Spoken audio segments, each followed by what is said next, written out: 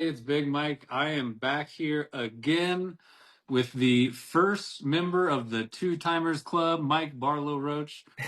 This will be his first time back. I have kind of changed my program a little bit. Now we do a little bit longer. We get to more issues with the candidates, and a lot of you guys wanted me to get to more issues with each candidate. So we're having Mike back on for a campaign check-in today. With that, I will throw over to Mike. Remind people who you are, where you're running, and how things are going. Yeah, so my name is Mike Barlow-Roach, running for state representative for House District 3. So that is Englewood, Sheridan, Cherry Hills, part of Denver, part of Aurora. And the reason why I hopped into this race was because it felt like urgent. It feels like there's a necessity right now. The country is such on the wrong track. Everything feels like it's on fire. And it felt like we just need Democrats, especially, to step up, take the reins, and start to fight fire with fire and actually get things done. When looking at the leaders in Colorado and nationwide, let's talk nationwide. Democrats have a 20% approval rating, and it's because of the incrementalism that we are seeing and have been seeing for decades now. And so I hopped into this race to be more of an aggressive, younger firebrand to just push the agenda and get progressive policies passed in the state of Colorado so that the rest of us, the working class, the middle class, younger people, all have a pathway to success here in Colorado and in America. So the campaign is going great. My message is resonating. People are rallying behind me. I've got over 100 volunteers so far, which is so exciting.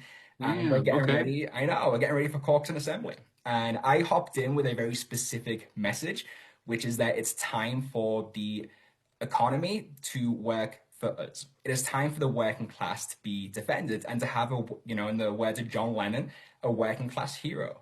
And that's what I wasn't seeing. There was a space, and I decided if nobody else is going to be trying to fill that gap and fill that space, then why not step forward with my lived experience and with my professional experience? Awesome. Tell us a little bit about the process. You're preparing for caucus, but I believe you're also trying to go the petition route. Is that correct? I've actually decided against that now. Okay. I'm going to put all of my time, energy, and resources into the caucus assembly route. My reasoning behind that was to get people more involved in the system, to teach people kind of how the process works, and to get new blood and new voices at caucus and assembly. It's also a lot of time and energy to go down the petition route. I would need to collect 1,500 signatures from my district. And it just feels like my time could be better spent elsewhere. I'm still going to be knocking on all those doors. I'm still going to be having those conversations, but I'm going to be dragging people with me to caucus Well, that's instead great. That's of, great. just focusing on going door to door with a team of volunteers. I want to actually get people ingrained into the system, and have success that way instead. Understood. And the thing about caucus, it is harder for working people to participate in, so it does seem a bit less democratic than your typical primary system. But there is something to be said, I think, for the organizational aspect that it brings. It forces people to engage. It forces people to show up and meet their neighbors. What do you, is that what kind of what you're rolling with there? Is that you're trying to get people involved in the political process more? Exactly. And I have a lot of volunteers who hopped on because of, my message, what I'm bringing to the table, who have no idea what caucus is. And so I'm certainly having to educate. My personal opinion is that caucus and assembly are very, very undemocratic. I think that's a way of keeping people out of the system, off the ballot. It's a way of making it so people who have been in the political system for a very long time and know the ropes and know how things work to give them a bit of a leg up. Because somebody who is running, who has not been in politics for a long time, but still brings a lot of amazing, life experience, values, platform, policies, they suddenly have to learn the ropes of this entire new system. And that has been difficult, I'm not going to lie about that. It's been a very difficult, challenging thing to learn exactly how the process works. But I also want to learn how it works, and I want other people to know how it works as well. because otherwise we just go down this path of being disenfranchised.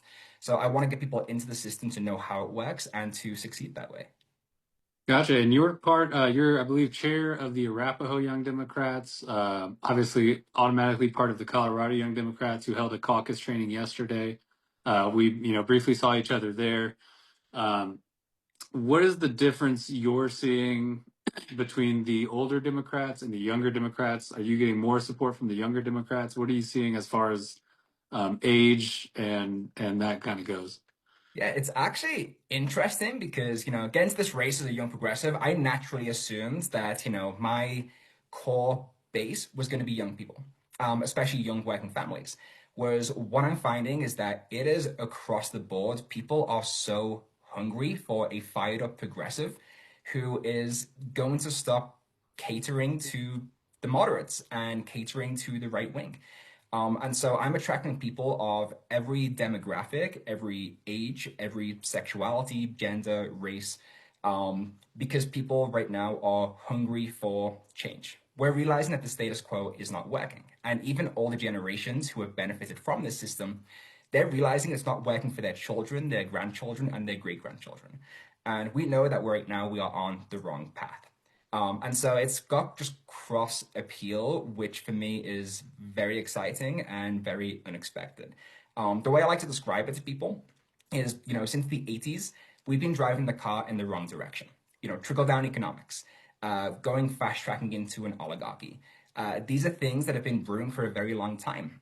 Also, the Trump administration has done in term one and term two, and I blame a lot on Biden as well, is that the car is going in the wrong direction faster and faster and faster. And right now we are at breakneck speed. What we don't need is Democrats who have been around for a long time who are slowly tapping the brake, is what it feels like. They're trying to halt things, they're trying to make things move slower. Whereas right now, what we need to do is a drastic U turn and start speeding in the other direction. And that is what myself and a lot of people are bringing to the table here. Understood. Now, fundraising is an unfortunate, reality in today's politics. Tell us how your fundraising is going, and while you're at it, tell people where they can donate to you also. Yeah, so I'll start with the second part of that because that is very important and every dollar helps. So Understood. mikeforco.com. When this video gets posted, I'll also add the link below as well. I'm sure you'll add the link into the caption of it, but mikeforco.com is where you can go. There's a donate button. And I want to be blunt here. Money in politics is something that has got to be gone. I've caught a lot of flack on this issue. It's surprisingly the issue that I've caught the most flack on in how outspoken I've been against it. I support fully publicly funded elections. That is what the majority of the world does to get money out of politics. When I say majority of the world, the majority of the Western, as we say, more developed nations, that is how you make it more democratic because it can't be a case. The conventional wisdom I hear from all the party insiders, from campaign managers, is whoever has the most money wins, and that statement that they say with such a straight face and a smile is, if you think about it, actually terrifying. The idea that if you have a big bank account, you can win any election that you want. We are seeing that, tide starting to turn a little bit, as we saw in Aurora. The Democratic aligned candidates were drastically outraised and they still won, which was incredible. Yes. I am not going to be that drastically outraised. I am on track to be outraised, and there are, reasons behind that. That I don't want to go into too much in depth. Just in the sense of, people will choose to get money from whatever source they can when they're operating under the conventional wisdom that the most money wins. I disagree with that. I am more valued and more principled about who I accept money from. I'm not going to accept money from dark sources, from places like One Main Street. I'm not going to accept corporate money. And I'm not going to accept money from people who will want a favor in return. I'm also very against the lobby industry, and I'm not going to accept money just from any lobbyist who comes my way. And it's been offered, and I have turned it down. And again, it's principles based and it's values based. And I do want to make a clarification there because this is one area that, a lot of people have bristled. Nobody from outside the political system, but from a lot of people inside it. Not all lobbyists are bad. Some people do amazing lobby work for nonprofits, for protecting rights. The lobby industry itself is bad. It's You crooked. know, or for Um, unions. Unions have lobbyists. yeah, exactly, and those lobbyists are fighting a good cause, but they are just reacting to the reality of the situation, which is when one side has lobbyists, the other side naturally has to have lobbyists as well. Citizens United makes it impossible, but I would like to see lobbyists be completely eradicated. We are the only first world country uh, that allows lobbying to this degree. The UK does not allow it. France, Germany, Spain do not allow it. And that is very telling. It is not a radical idea to say, let's dismantle the lobby industry, let's get money out of politics. That is something that 91% of Americans agree with. However, when you get into the political world and those who are engaged heavily in the political systems, both Republican and Democrat, you would think that everybody in America loves lobbying based on how they talk, and that's just not the reality. So when it comes to getting money out of politics, that is something I believe in strongly. I don't believe that people should just have access to the legislators based on the lobby training they've had and the money they have and who is funneling them resources. Awesome. So I wanted to get into local politics with you a little bit here in Yeah. Colorado. First, let's start off. Do you have any endorsements that you'd like to bring up now? And uh, yeah, let's start there. My proudest endorsement so far is the Progressive Democrats of America. I Awesome. was very proud to meet several times, fill out their questionnaire, preach my progressive credentials, and the fact that I am, a bona fide. I would say that I am, between a progressive and, I would go as far as to describe myself as a full-blown leftist in many different ways. And so to have the PDA, see my platform, see who I am as a person, and back me was very exciting. Other than that, I have a lot of endorsement interviews lined up during January and February. It seems as though this is when it really starts to pick up. But I've got a lot of different unions and organizations who I'll be interviewing with, and depending on how those go, I will hopefully be making a lot of exciting announcements within the next month. Awesome. Good to hear it. Now, as far as other races in the state, who do you see that you like? In the last election, we saw some pretty progressive wins. A friend of the show, Allie Jackson, picked up a city council seat in Aurora, as well as sweeping Aurora. We swept the Centennial City Council and the mayorship here in Centennial. Who do you see around the state running right now that you're interested? And do you have any official endorsements for yourself or anybody that you just like and like seeing them run in their message? Uh, That's a good question. I follow quite a lot of campaigns. Like somebody who I really enjoy listening to every time he speaks is John Fedora. I think has, some incredible ideas and a very strong message. It is good to see a lot of young people coming forward this cycle. But there's nobody that I'm gonna be name dropping right now as far as who I'm officially backing. I don't want it to be seen as me giving endorsements here right now today. But I am excited to see young progressives and more left-leaning people who are sick, fed up, fired up, getting involved in running.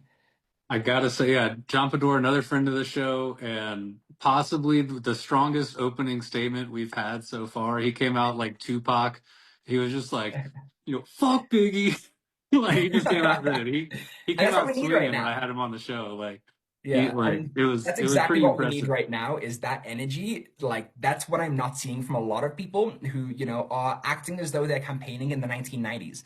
And it's just not that anymore. It's a very different ball game. And when you have one side who is throwing, you know, pipe bombs everywhere, and then you have the other side, like Nancy Pelosi saying, oh, I'm very disappointed right now. And Chuck Schumer, who is constantly trying to, like appease. And then Yeah. in the state of Colorado, I am officially 100% done with Polis. Like the amount of appeasement that is happening, this is Neville Chamberlain versus Hitler at this point, where it's this constant need to just look at a dictator in the eyes and then saying, hey, what can I give you to make you tone it down just a little bit? And we've seen over the last decade, Trump and this administration and the far right, the fascists, they're not going to back down. They're not going to give us an inch. Let's please fucking stop trying. Like, Yeah. and so, my even down to Polis, like now floating clemency for Tina Peters. We're seeing like this constant, like just appeasement that I think a lot of us are becoming disenfranchised and disimpassioned. And it's the reason why people are leaving the Democratic Party, is because they're just not representative of where the rest of us are at right now. Gotcha. All right. I did have a question. You mentioned the UK a little bit earlier. I wanted to get your opinion. We're seeing a very similar trend in the UK with Nigel Farage and the and his party and his new Fox News over there that he created. Uh-huh. Um, as a expat from the UK, what are you seeing in the similarities there, and what do you think is the safer country at this point? I mean, I do believe that the UK is always going to be a safer country, for the simple fact of we are, you know, part of Europe. We were taught fascism. We've had fascism on our, directly on our doorstep many times. And so things are scary over there right now.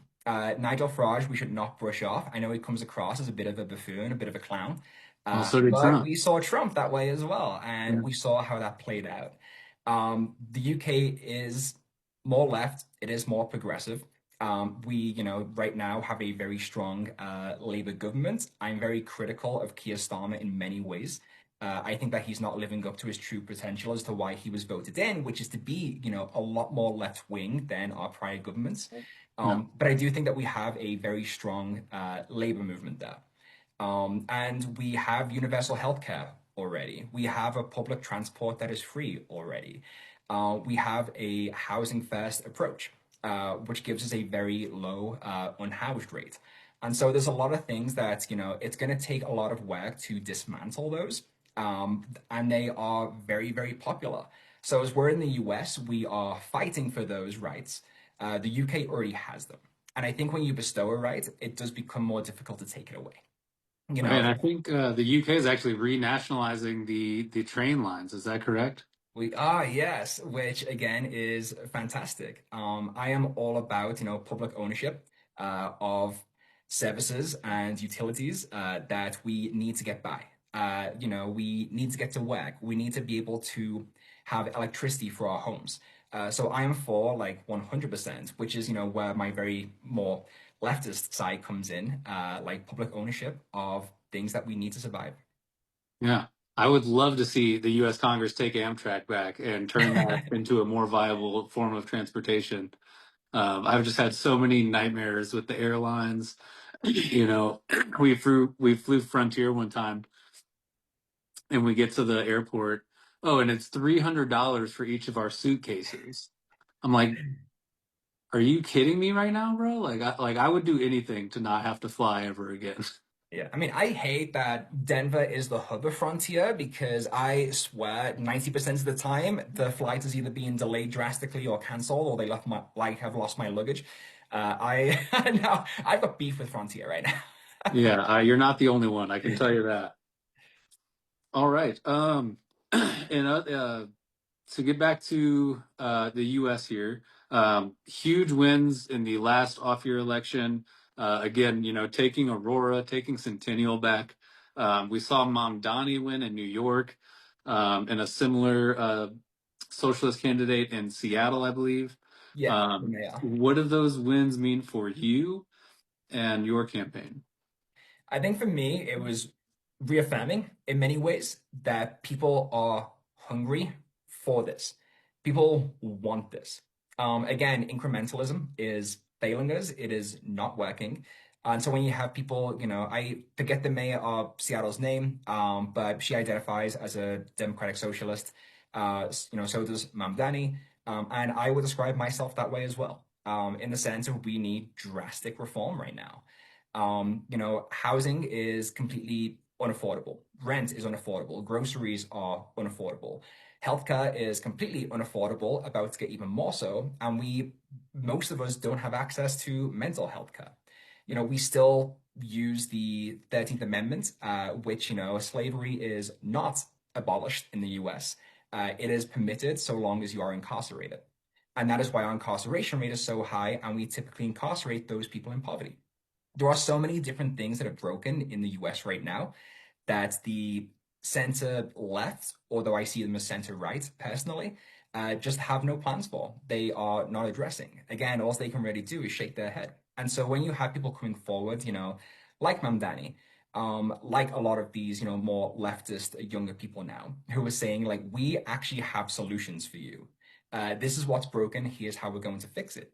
And so to hear a message that I've had, in my head and my heart now for 5, 6, 7, 8 years, seeing it be successful for me is very exciting. And it lets me believe that I'm not alone in this, and that I am on the right path.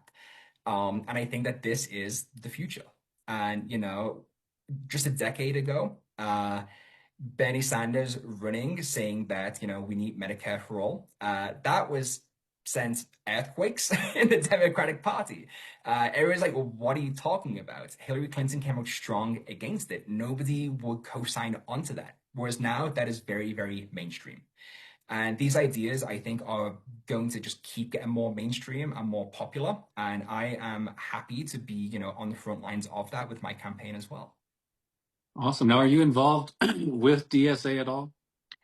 So I have submitted my endorsement application. I've had many conversations. I've got a lot of friends who are part of DSA. And so, I like fingers crossed, I do think that they're going to be getting behind my campaign. And I will proudly sign on to DSA and have them sign on to my campaign as well. I am very much aligned politically with them. So one of the things I've been pushing for on my channel is to get those DSA members, those revolutionary communist members of the Communist Party of America people. I am trying to get them to see that they do not have the infrastructure to take on the Republican Party, and that if they really want to make a difference, they have to get involved with the Democratic Party and take it over from the inside. How do you see outreach to them going? What's the best way to reach those folks and bring them into the Democratic Party? I think it's campaigns like mine. You just explained exactly what I'm doing. I am not a ride or die Democrat. Of course, right now it is the only option in every single race across America. Like, if we want to, defeat fascism in the Republican Party. But I am running as a Democrat not to be part of the party, but to change it. And I think that campaigns running as Democrats, approaching the DSA, approaching these organizations and saying, hey, like, I am running to change the party to make it more aligned with you. Can you help me? No. And I think that is really the way forward. It's not going to be people running as under the DSA banner, that are not affiliated with the Democratic Party at all. Although it would be great to have more than a two-party system, I think we all crave and want that right now. It is just not realistic. And so my campaign message is I'm running as a change maker. I'm running as someone who wants to change the face of the Democratic Party, move it more to the left, and to start challenging these Democrats right now who we have to describe as center right, who are in the pockets of, big money, dark money, who don't want radical change because it's working for them. And as long as it's working for them, the status quo will not change. And so I think it's, having these organizations start to get on the same page and rally behind candidates like myself. Gotcha. And you've been out the past couple nights at the ICE protests since the shooting of Renee Good. Yes. Um, Tell us a little bit about, what you think that means for us as a country. I think that a lot of people are on the fence about protests. Some people believe that they do nothing at all.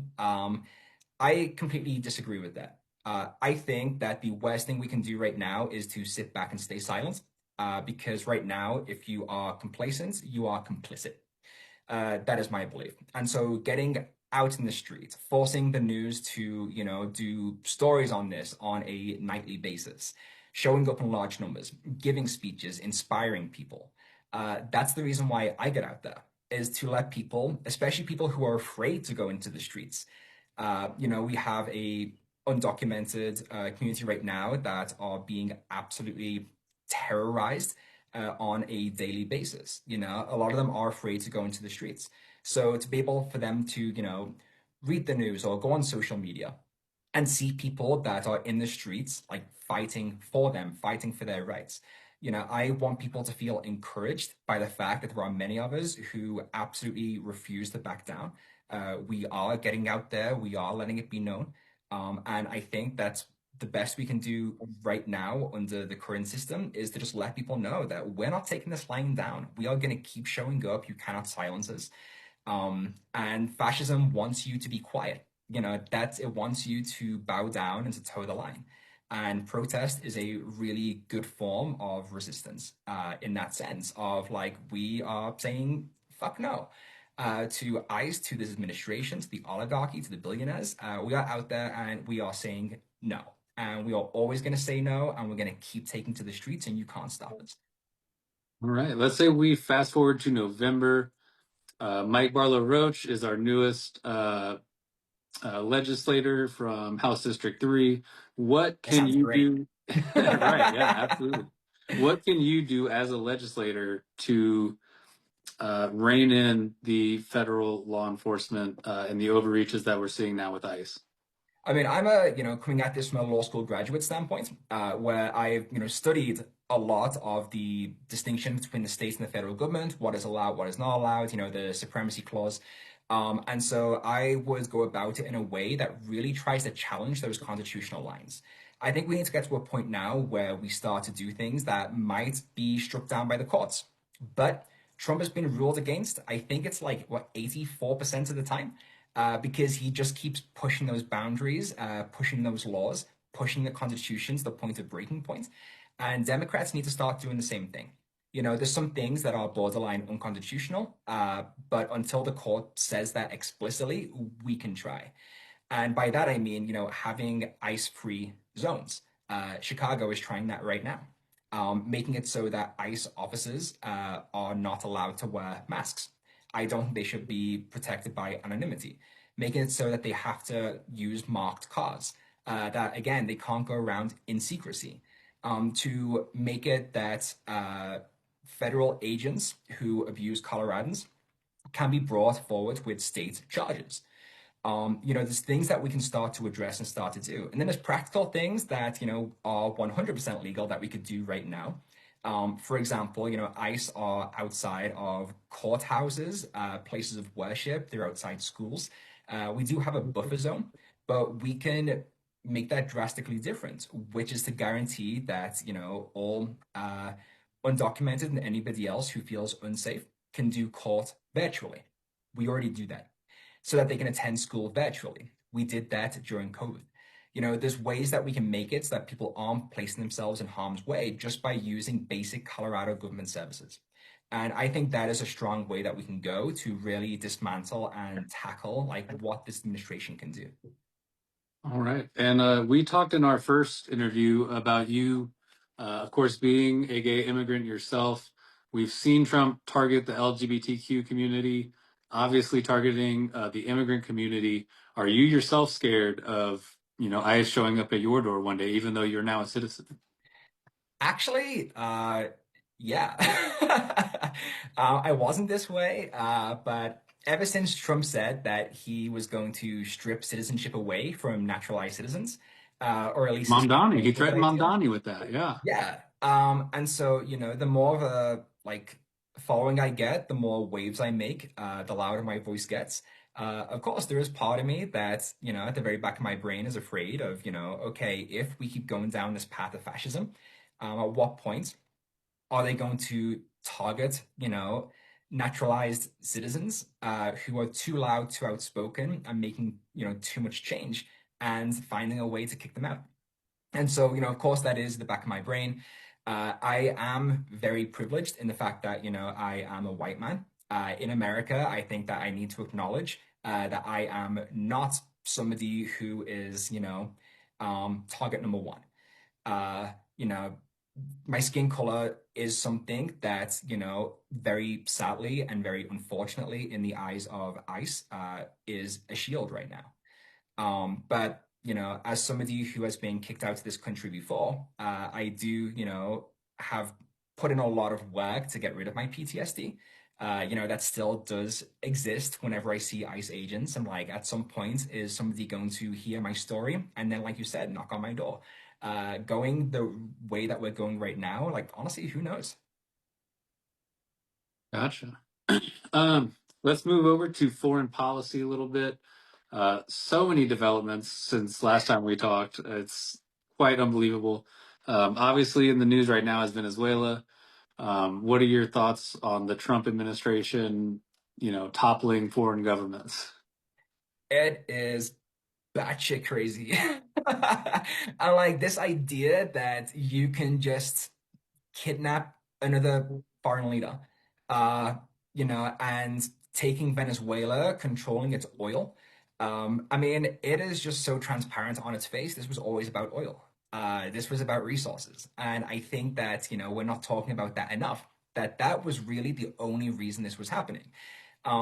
He long before he was, he kidnapped like the Venezuelan leader, he was already taking, tankers and he was already in, the like Caribbean and flexing himself and circling Venezuela. This was always going to be the end goal was to control the resources of that country. Venezuela has 20% of the world's oil. But to go back to, why this is so alarming, we've seen this before all throughout history.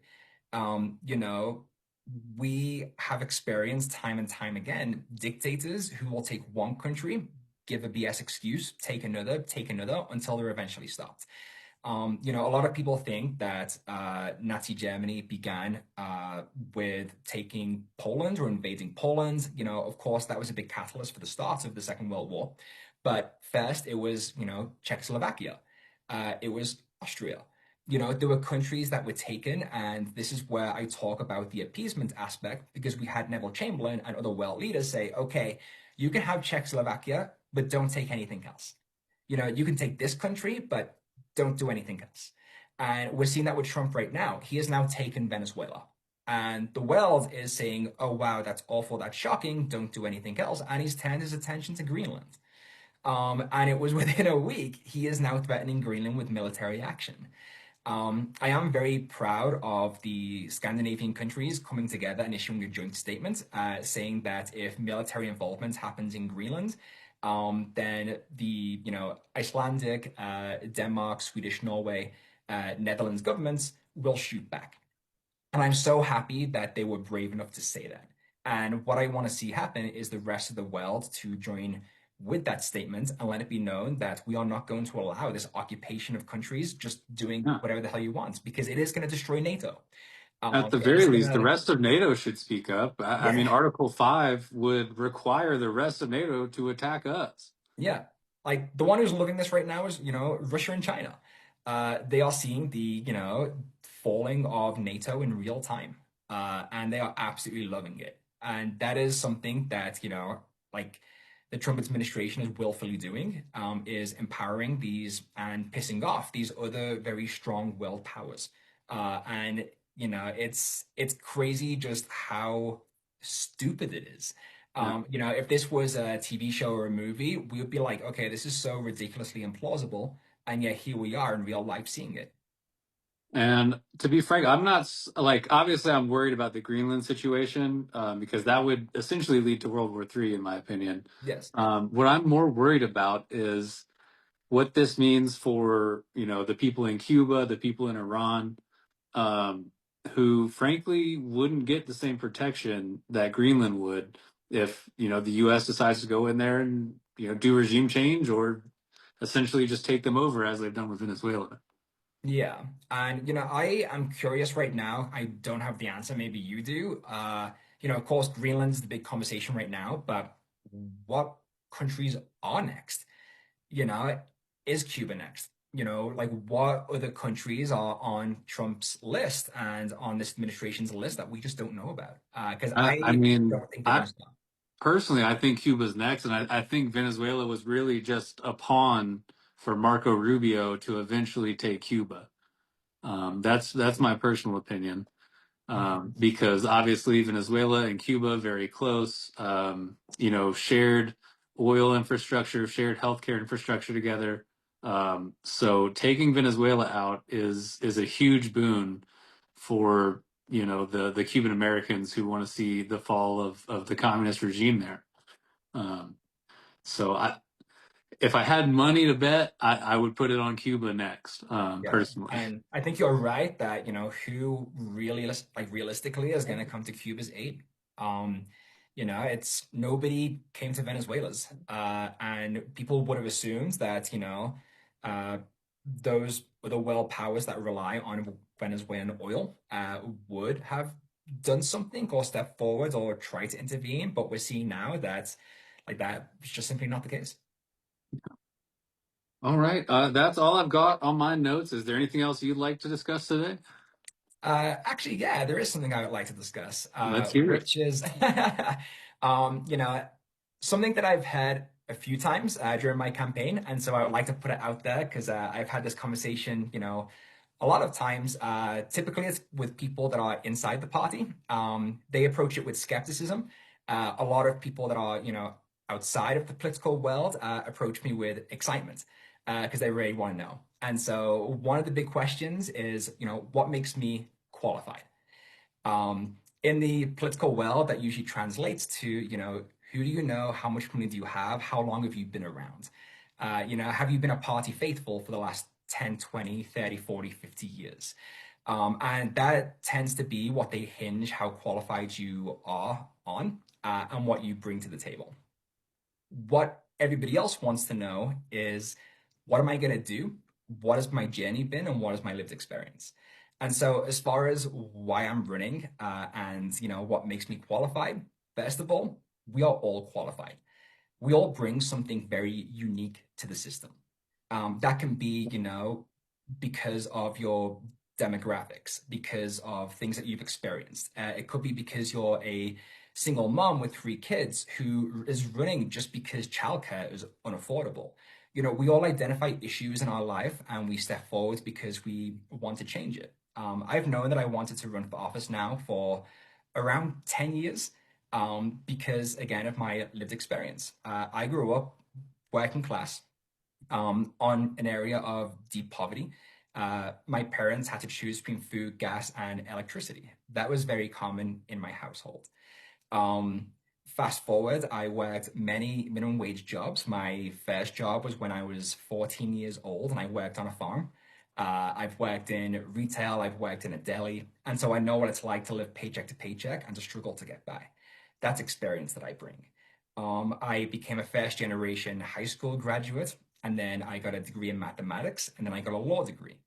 All of that was to try and fight and push forward so that I could use my education and my experience to help those around me.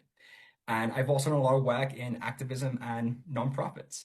I've always stepped forward into a leadership role whenever I could. Something I'm very proud of as well when it comes to service is I have been a suicide crisis counselor for the LGBTQ plus organization, the Trevor Project, where again, I step forward just to assist, just to help people. And so I think what makes me qualified and what makes all of us qualified is if you have a desire, deep burning desire in your heart to be a public servant and to help people and to look at those around you that are struggling and not turn a blind eye. And that is what makes me qualified for this position. Not who I know, not how, much party loyalty I have, uh, but the life that I've lived and the desire to just help people. And I think that anybody who has that desire in their heart should run. And I will always support people who are doing it for the right reasons. And to back you up on that, I couldn't agree more. I think a lot of these people that the Democratic Party considers qualified, a lot of these people are well off. They come from well off homes. They've never known the struggle that the working people of this country face. And I do think that there's an element missing there. Like how do you vote to stop these things when you don't even know what the root cause is? Yeah. You know, they grow up in well-off families. Like they've never been on free and reduced lunches like I have, or but anyway, I couldn't agree more. I think we need to get more working class people into the system is really the issue. So We do. I'm And happy to see you running. I'm happy to see other folks running like John Fedora. Yeah, so yeah, that's all I got, man. Again, remind the people where to find you, where they can donate, and yeah. yeah, so my website is mikevasio.com. Get behind me. There's a lot of ways to get involved. You can volunteer if you live in my district. Get involved in the caucus assembly process. Reach out. You can sign up for my newsletter. You can sign up to be a volunteer on my website as well. Again, that's mikevasio.com. And I am just so excited to be the next state representative for HD3 in Colorado. Fight for working families, fight for affordability, fight for strong unions, and to give us just a fighting chance at the Capitol again, in what feels like a time where we just don't have a voice. And so, see who is running in your area, and back regular working progressives who promise to be your voice. And yeah, thank you so much for having me again. No worries. Thank you, brother. This has been Mike Barlow-Roach, first member of the Two Timers Club on the Big Mike semi podcast thing that we do here. So thank you for coming on, sir, and I will see you around.